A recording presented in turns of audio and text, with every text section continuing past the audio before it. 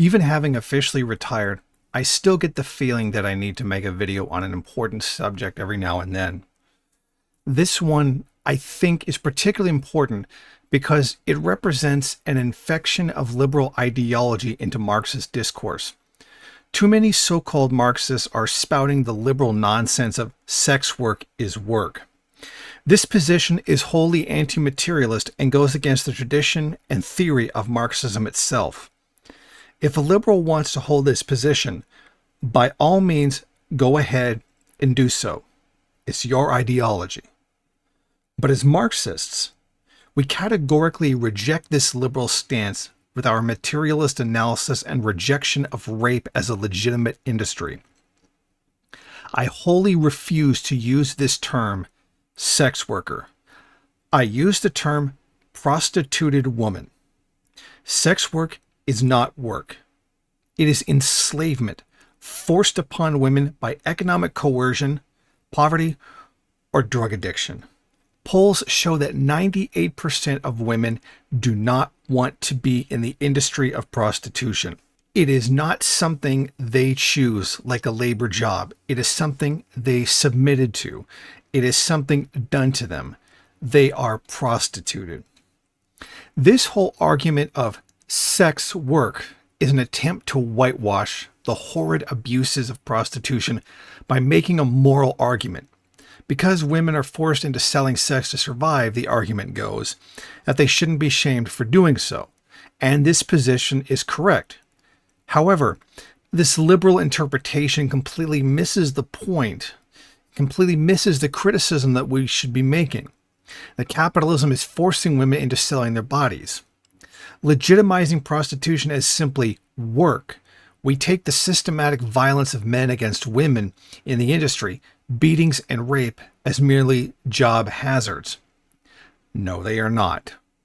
No matter how much this liberal position would have us believe, and they do believe this because they argue unions and government regulations will stop things which they have been shown not to. Just because an exceedingly small percentage of women choose this industry doesn't erase the horrors of it. Some woman taking pictures of herself and posting them on OnlyFans is incomparable to the women around the world who are literally in chains being forced to service men sexually for 10 to 16 hours a day. This is a wholly first worldist view of prostitution. Take the glamorized, privileged first world manifestation and project it onto the rest of the world as being the same. This is wholly dishonest. This idea of sex work is a pure manifestation of rape culture. What do you call labor that is coerced into being performed by poverty? Exploitation. What do you call sex that is being coerced by poverty? Rape.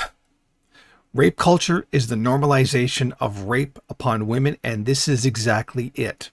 It takes the very real act of rape upon women, both in the act of sex itself and the attacks by the purchasers of sex, and turns them into simple job hazards. This wholly ignores the material reality of prostitution itself. It is, at its very core, an act of violence against women. You cannot legislate it away. This idea also fails to understand the nature of labor itself. Here I'll quote the blog Proletarian Feminist because she so accurately explains the difference. Wage labor is exploitative because of the surplus value extracted from the worker's labor. Prostitution is sexual exploitation because it feeds off of extreme vulnerability to maintain a class of prostitutes, coerces sex through money and power, and exposes those women to high amounts of rape and violence. Not all work involves coercive sex, and not all work comes from the high risk of rape and male violence in whatever legal context it operates under. Not all work puts the body and its component parts on the market to be bought, sold, and rented at will to the highest bidder. The idea of sex work is inherently pro-exploitation because it is pro-capitalist. When you present prostitution as work, you present it in the same fashion as any other labor industry. That implies an application of labor laws and legitimacy for the exploiter, the pimp. It is an ahistorical concept of work that ignores the class relations of capitalist society and pushes the free market concept of capitalism just magically making everything work without any negative effects. One would expect this kind of nonsense from an economic liberal, but a Marxist knows better. Simple ideas of consent are broken by the reality of capitalist economic relations, let alone those of economic crisis. They inherently bring more violence to the prostituted woman, just as it brings more exploitation and lower working conditions to the factory worker. When you legalize prostitution, not to be confused with decriminalization, you falsely frame the industry as having the same interests as the prostituted woman. This is simply not the case. The goal of these women, and should be also of society in general, is to abolish this horrid, unnecessary brutalization of women. But this legitimizes the industry as though it were the only way to improve the conditions of prostituted women. They frame it as, if you don't stand with the sex industry, you support harming sex workers. Such is the utter dishonesty of the pro-legalization crowd. If you're not with them, then they slander you as wanting to harm women. They deny the harm that is caused to women that continues under legalization. Ironic, considering their position of empowering those who carry out the exploitation. This is to say nothing of the associated issues that are attached to prostitution, such as sex trafficking. Again, legalization doesn't stop these secondary issues from taking place. Even strip clubs in the first world are fueled by a good deal of sex trafficking. It's also horribly ignorant to take the experience of first world small minority of choosers and then project that onto the women who engage in prostitution by the tens of thousands in order to survive in the third world, servicing first world men. Sex work is a wholly anti-Marxist position that displays nothing but tremendous hatred for women and seeks to keep the subjugated sexual slaves in a lower class than men. In a future video, I will outline why the Nordic decriminalization model is superior to the legalization model.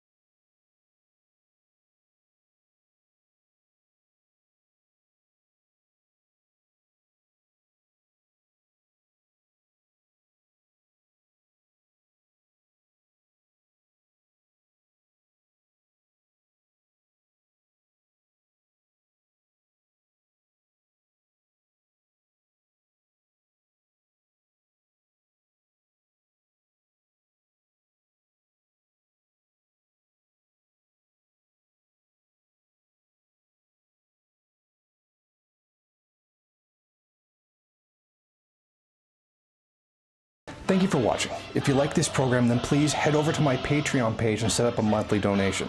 It's your donations that keep this program running. Also, if you would like, please rate, comment, subscribe, and share in various social media.